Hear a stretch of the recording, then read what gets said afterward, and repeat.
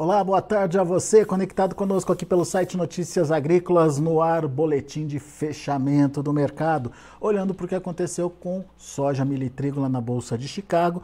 Especialmente a soja teve um dia positivo hoje, altas de 5 a 8 pontos nos principais vencimentos, e a sojinha valente ali, acima dos $13 por bushel, se sustentando aí nesses patamares, entre 13 e $14, principalmente de olho aí na safra americana e no tamanho real da oferta que vem por aí. A gente vai conversar agora com o Enio Fernandes, lá da Terra Agronegócios, para entender com o Enio que momento é esse da soja, enfim, o que a gente pode esperar em termos de precificação e formação de preços daqui para frente. Seja bem-vindo, Enio, obrigado por estar aqui com a gente. Afinal de contas, o que você está percebendo aí desse mercado e quais são os próximos passos aí de precificação para a soja, na sua opinião, Enio? Primeiro, Alex, é muito bom estar com vocês, um grande abraço. A gente não pôde participar nos últimos dias por causa de choque de agenda, né? Mas vamos lá. Alex, se você ver, nos últimos dias o mercado de clima deu oportunidades importantes para os produtores travarem preço para 2024. E também, eles também puderam se desfazer de parte da soja que estava guardada, a soja safra velha. O mercado agora está melhorando os prêmios, tanto da soja spot como da soja futura, mostrando a boa demanda que nós estamos tendo pelo produto brasileiro, principalmente pela soja safra velha. Essa soja já está colhida. E agora, com essa divulgação do USDA, dia 11 agora, né, ele vai soltar o relatório dele de supply and demand, oferta e demanda mundial de soja, milho e de outras culturas. O mercado vai especular muito qual é a produtividade que o órgão americano vai divulgar na próxima sexta-feira. Então, a semana que vem vai ser uma semana de muita especulação sobre essas produtividades de soja. Já na segunda-feira, depois que a gente fechar o mercado, vai sair as condições de lavoura dos Estados Unidos, que devem fazer uma certa movimentação já na terça, mas a grande discussão é qual vai ser a produtividade média dos Estados Unidos, para a gente tentar entender qual vai ser o estoque de passagem norte-americano e, no fim, ver se o USDA vai mexer ou não na demanda. Oi, Enio, então vamos lá, vamos entender. Segunda-feira tem condições de lavouras.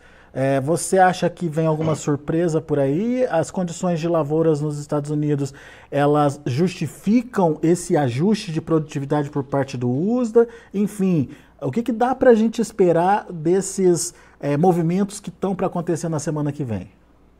Então, vamos lá.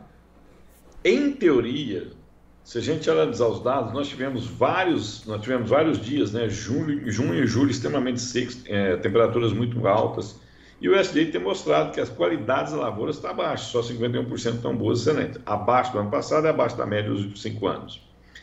Choveu agora, está chovendo nos Estados Unidos, tem chuva marcada para esse final de semana. A soja tem sim um poder de recuperação, mas o nível de lavouras boas e excelentes é muito baixo, perto de 50%, 51%, 52%. Só que outro agravante é o seguinte: nós temos muita soja emitindo vagem já nos Estados Unidos, que é um momento crucial para você determinar peso. Para essa soja estar emitindo vargem agora, poucos dias atrás, ela estava na florada ou na pré-florada, e as temperaturas estavam muito altas. O natural é o USDA começar a reduzir a sua produtividade média dos produtores norte-americanos. Ele não vai fazer isso de uma vez, ele sempre é ponderado nas suas movimentações, mas sim, ele deve diminuir as produtividades médias. Isso deixa os estoques de passagem norte-americano muito apertado, por isso nós estamos vendo Chicago acima de 13, hoje ele tradou acima de 13, que eu estou falando, março e abril do ano que vem, que é o que interessa o produtor, né? E também você vê tradando acima de 13,50 bushels points, né? É um momento propício. Poucas vezes na história você teve preços acima de 13,50 bushels points. Lembrando que a gente teve acima de 14, esses mesmos meses, março e maio do ano que vem, há poucos dias atrás. Daí você me falou que os produtores tiveram oportunidades aí para travar 2024 e se desfazer da safra velha. Eles aproveitaram essa oportunidade, Enio? O que você viu aqui no Brasil? Nós temos perfis de produtores bem diversos e regiões também bem diversas. Isso afeta as suas tomadas de decisões. Vou te dar um exemplo. Um produtor do Rio Grande do Sul tem 2 anos seguidos colhendo mal por causa do clima, né? E ele tem medo de pré-fixar e depois muda o clima de novo e tem problema. Os produtores do Mato Grosso, Goiás, Mapitobá, o volume financeiro desses produtores são maiores e eles vêm de boa safra, então ele tem mais incentivo a travar seus preços. O que aconteceu foi o seguinte: alguns produtores criaram estratégias de comercialização. Alguns foram lá e venderam só Chicago, não travaram o prêmio, não travaram o dólar. Outros venderam Chicago e dólar, só não travaram o prêmio estava muito descontado, né? Outros produtores não, optaram pelo travamento adicional, travaram Chicago, travaram o prêmio, travaram o dólar e tem os seus preços em reais. A gente ainda está atrasado na comercialização para o ano que vem, principalmente que as margens estão muito apertadas. Se fala muito na redução dos custos dos fertilizantes, custos dos químicos. É uma verdade, mas você tem um custo operacional muito alto para os produtores hoje, né? Prestações de máquinas pesadas, o custo administrativo pesado. E às vezes o produtor, quando ele travou todas as pernas da operação, Chicago, prêmio e dólar, ele não achou confortável a margem apresentada e ele não travou. Então nós temos vários perfis de produtores em várias regiões e varia muito a sua atitude, aonde ele está posicionado e como que ele entende os seus custos. Muito bem. Bom, semana que vem a gente tem esses fatores que podem ainda mexer com os preços lá na Bolsa de Chicago.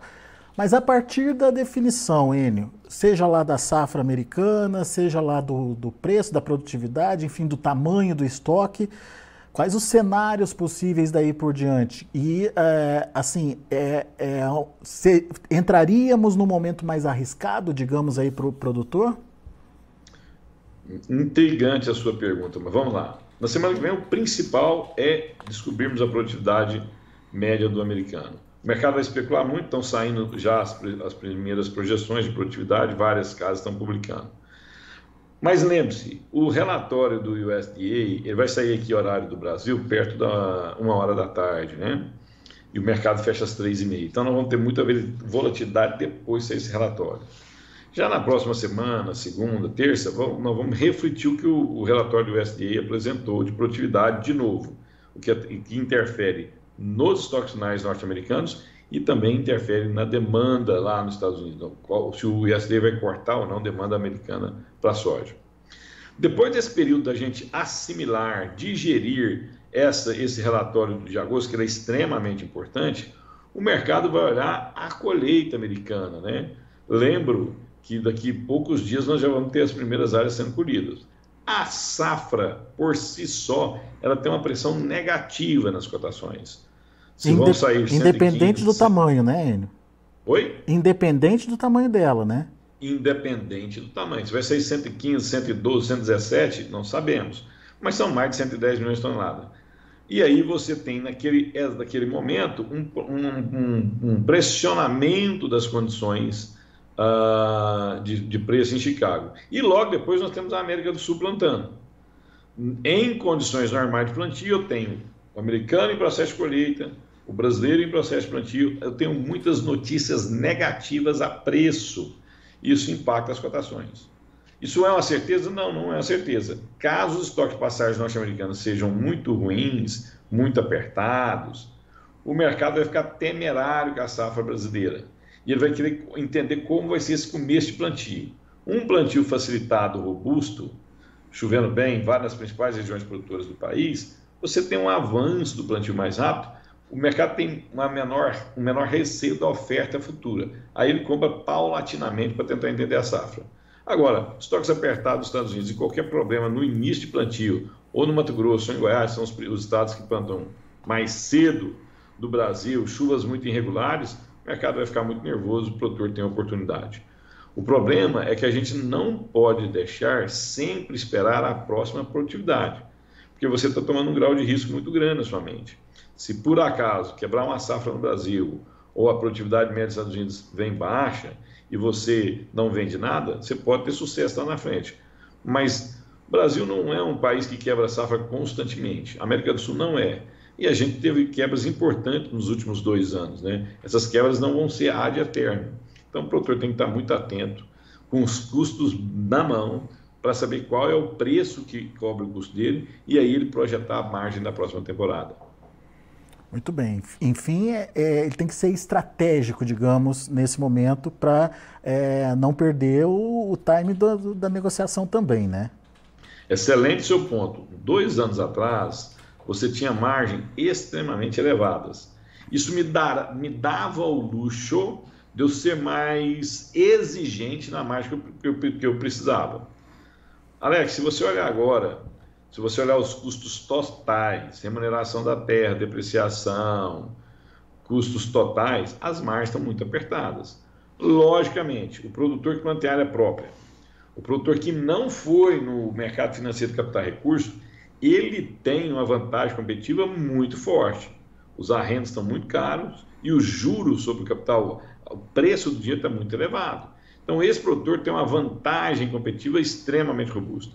Mas a grande maioria dos produtores planta sim suas áreas, que são deles, mas eles arrendam muitas áreas. E a grande maioria dos produtores foram ao mercado e pegaram os financiamentos, com os preços desse financiamento elevados. Então, esses produtores têm que tomar muito cuidado. Primeiro, em ter uma boa produtividade. A principal função de um produtor é produzir bem. Não existe gestão de risco sem um grão. Então, se ele tiver uma alta produtividade, controle de custo, o mercado em algum momento dá a oportunidade de travar essas margens. Aí ele precisa travar essas margens. Mas ele só vai saber se tem margem ou não se tiver o controle de custos muito apurado em suas mãos. Muito bom. Agora, Enio, vamos tentar entender um pouquinho do segundo semestre para o produtor brasileiro que tem o produto ainda para negociar.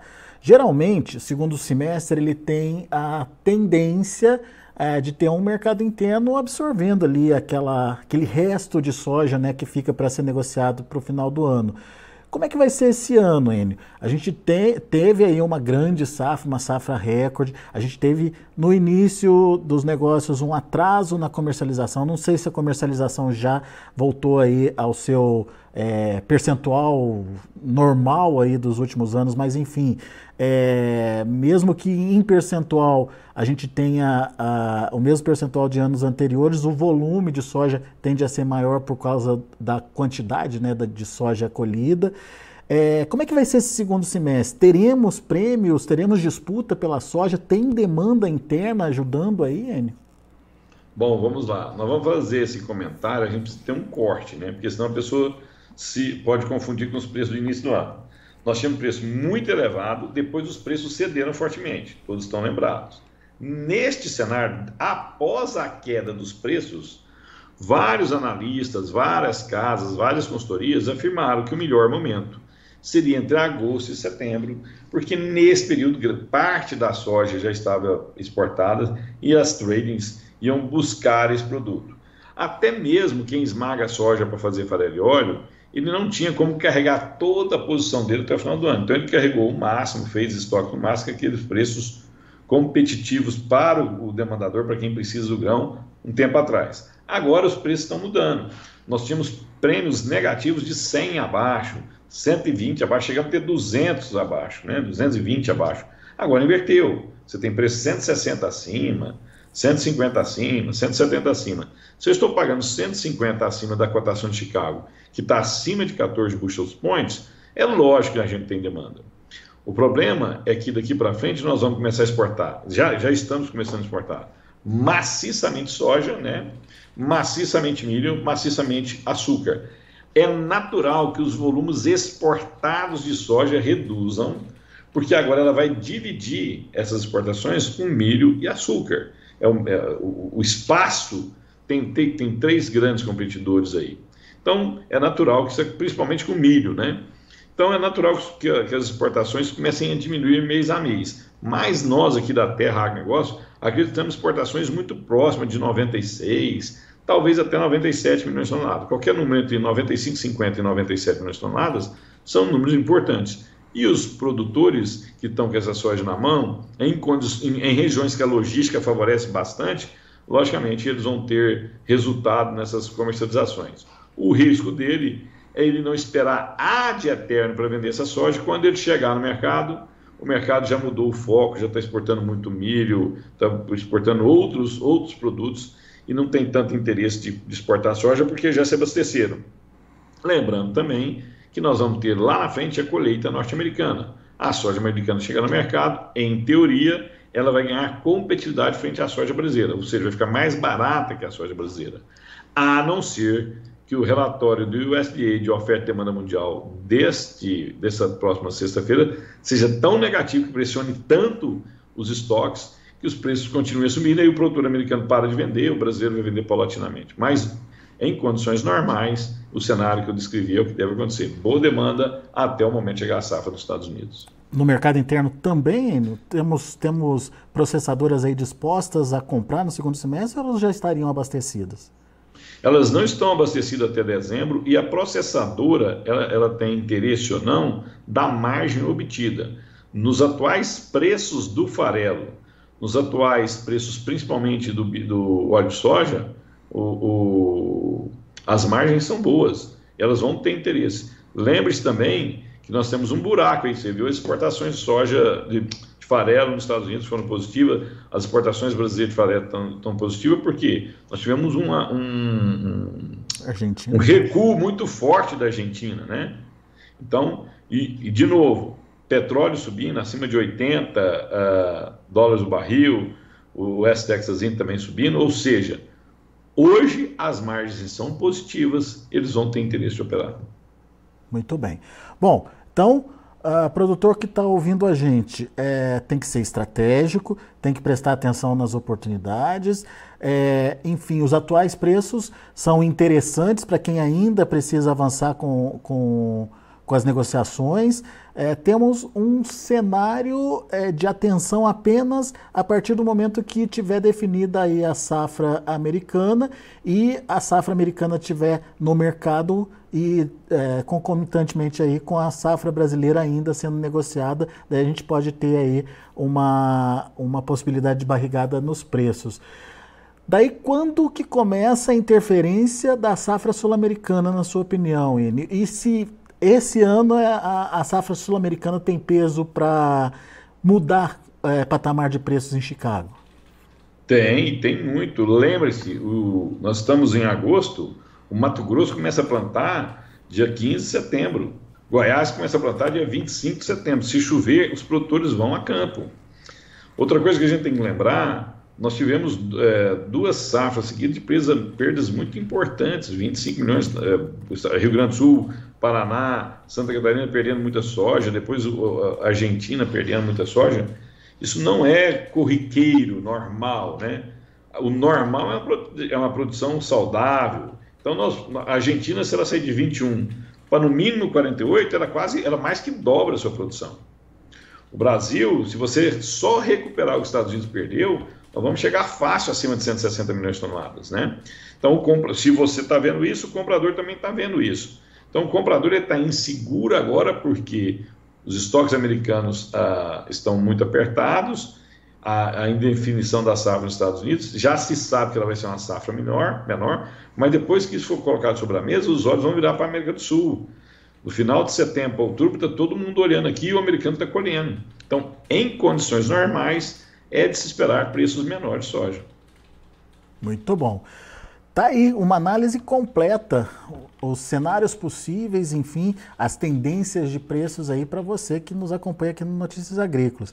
Meu amigo Enio, muito obrigado mais uma vez por estar aqui com a gente e ajudar a gente a entender aí todas essas possibilidades. Volte sempre, Enio. É sempre um prazer, que Deus ilumine a todos.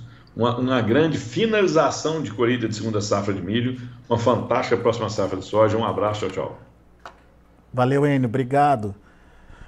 A você que nos acompanha, nossos agradecimentos também, a gente fica por aqui. Antes de encerrar, deixa eu passar para vocês os preços de finalização aí da soja lá na Bolsa de Chicago.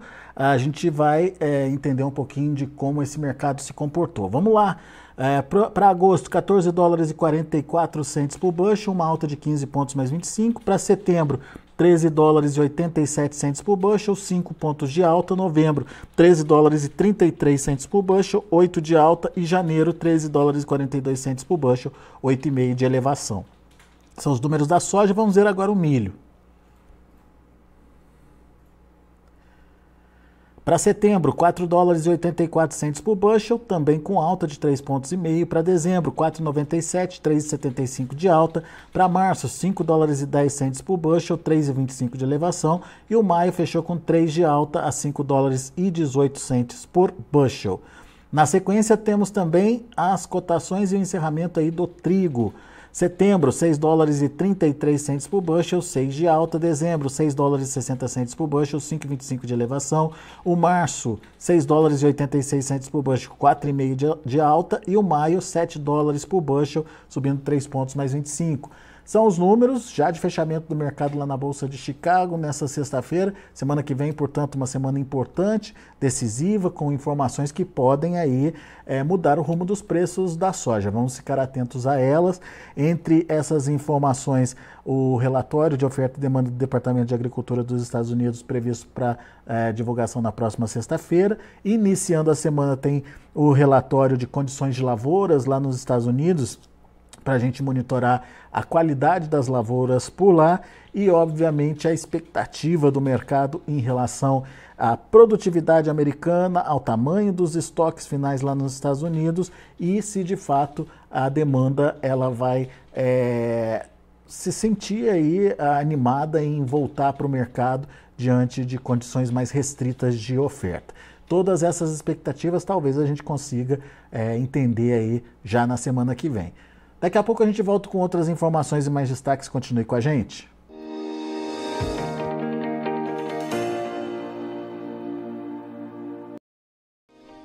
Se inscreva em nossas mídias sociais. No Facebook, Notícias Agrícolas. No Instagram, @Notícias Agrícolas. E em nosso Twitter, @Norteagri. E para não perder nenhum vídeo, não se esqueça de nos acompanhar no YouTube e na Twitch, Notícias Agrícolas Oficial.